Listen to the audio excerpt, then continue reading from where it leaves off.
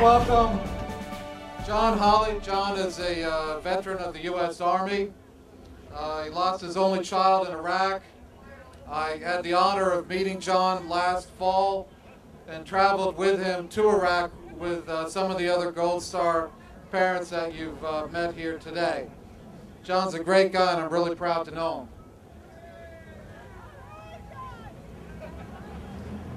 I just want to say I'm privileged to be on this stage among you all here, and I just wanted to say a thank you for what you did for this country. I'm not a real eloquent speaker, so I'm going to have to read what I wrote.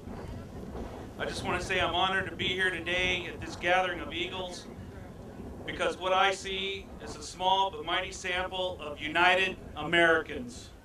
Since the outset of this war, I have been troubled by the division in this country. I can't understand why, when our loved ones are in harm's way, that we as Americans find it hard to come together in a common cause. The cause to liberate an oppressed people that were subjected to murder, torture, and genocide. Back in November 2005, a small group of Gold Star parents, myself included, embarked on a trip to Iraq to see for ourselves the land that our loved ones fought and died for to liberate. We went there to smell the air, meet the people, and walk a mile in our son's shoes. And what I found when I went there was a good story, a story of hope, the hope of what could be for the whole of Iraq. The Iraqis we met thank America for their freedom. They call us liberators. They grieve for our loss as they grieve for the ones they've lost. I saw the tears of a mother as she held up the photos of the sons she had lost to Saddam, and I saw the smiles of the children as they crowded around to meet these Americans that had come to visit.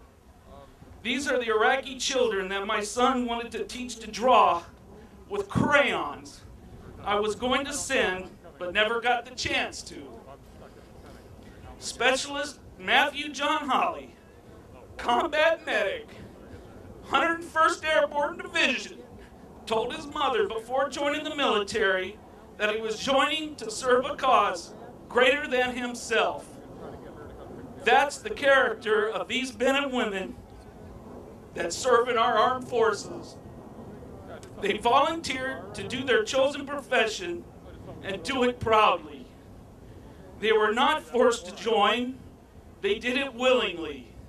My son and all the men and women who have served this nation did so to protect and defend us from enemies, foreign or domestic. And we are here today to stand against a domestic enemy bent on a cut-and-run strategy that will end up causing the deaths of more people than they can imagine, and desecrate the memory of those that laid down their lives for their fellow man in this war. I believe that the soil our loved ones bled upon is hallowed ground, and to leave would be an abomination. I would say to these voices that want to cut and run, you go to Iraq like I and my fellow Gold Star parents did, and look into the eyes of the children and tell them, you're not worth saving. These children are the future of Iraq, and when they grow up, what will they think of an American that cut and run when they needed us most? Lastly, I would like to close with a quote from Horace Mann. He said, "Be ashamed to die."